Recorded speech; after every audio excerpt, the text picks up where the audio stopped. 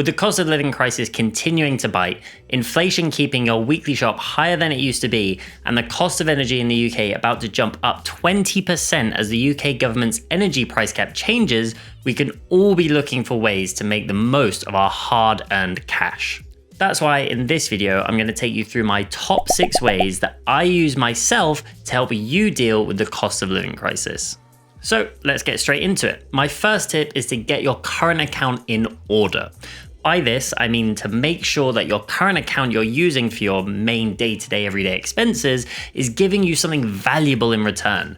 You want to be getting something back from your bank for using them, for them having your business. There are many different banks who offer cashback on bills or perks like magazine subscriptions or even cinema tickets. Some offer monthly rewards or mobile phone cover or other types of insurance like family travel or home emergency cover or even car breakdown cover. Personally though, I use Chase for my main everyday current account, and that's because they offer 1% cashback on all your spending for 1 year, as well as giving you 5% interest on roundups. I go into all the rewards that Chase offers and more in my recent Chase review video, which you can find up here and in the description box below.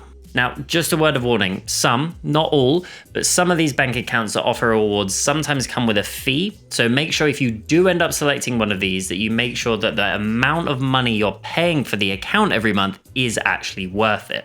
Next up is to take advantage of free money. Free money, free money, free money. There's not many times in life that you get free money, especially from banks, but that's exactly what's going on at the moment. Recently, banks have been offering some pretty significant switching bonuses. Essentially, banks are trying to buy you as a customer by offering you incentives to switch banks, so leaving and closing your old bank account and opening one with them. In recent months, it's been a brilliant time to take advantage of these offers, with multiple banks offering up incentives ranging from £100 all the way up to £200. But these offers don't hang around forever, and sometimes there's none to take advantage of, unfortunately. So if there are any, it's best to grab them straight away and get that completely free money while you can. I did a video last year around how you go about doing this, which I'll link up here again and in the description box below. But the switching incentives on offer now are different to when I made that video, but there is still some useful information in that video about how you go about switching. At the moment, Lloyds are offering £200 to switch to them, but that is finishing on the 20th of March, so you can't hang around for long on that one. Tip number 3 is to get your savings in order. Similar to tip number 1 when we were discussing current accounts, if you've got any savings, it's normally best to keep these in a specific savings account, but not all savings accounts were created equally, unfortunately. With the Bank of England base rate having increased from 0.1% to 3.5% from December 2021 to December 22, you'd think that banks would just increase the interest rates they pay on your savings in line with this, but unfortunately that's not the case. Not even close.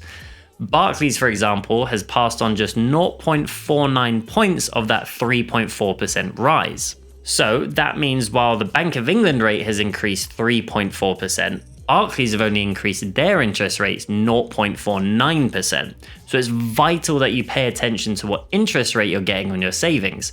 At the time of recording this, it's possible to get 2.86% or even over 5% if you go through a few hoops. So if you're only getting, let's say, 0.5%, then it's definitely time to look for some alternatives of where you could be keeping your money. For the best up-to-date interest rates and accounts, I'd recommend going to the Money Saving Expert website, and I'll leave the link to the exact page you need down in the description below. Next up is to start tracking and budgeting all of your money. Getting organized and gaining a thorough understanding of where you're spending your money should be a key focus. Being on top of your finances enables you to focus your attention in the right places to make positive improvements. Depending on who you bank with, they may categorize your spending for you or plot out trends of your spending over time, for example.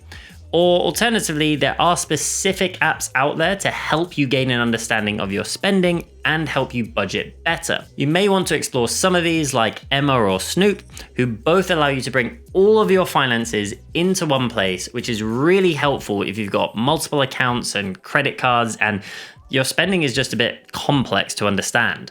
These apps do all of the hard work for you. You can only focus on improving your finances when you know where you currently stand today. And on to tip number 5, which is to consider a digital change jar.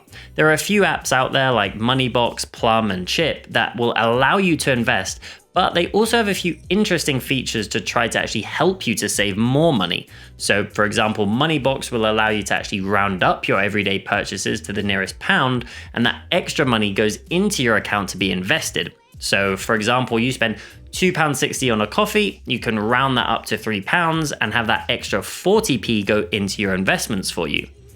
Plum and Chip work slightly differently. What they do is they analyze your transactions and spending habits, and they identify an amount of money they think you can save and invest without it impacting your day-to-day life or spending. So essentially it's like investing without noticing. I cover all 3 of these apps and how they compare to many others, including traditional investment companies, in my recent video covering all the best investment apps for 2023, which you can find up here and in the description below.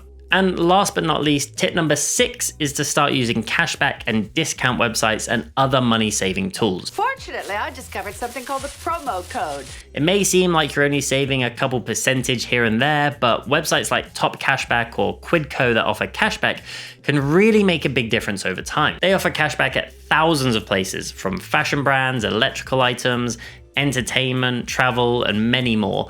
And those who use them earn on average £345 cashback every year, and they're completely free to use.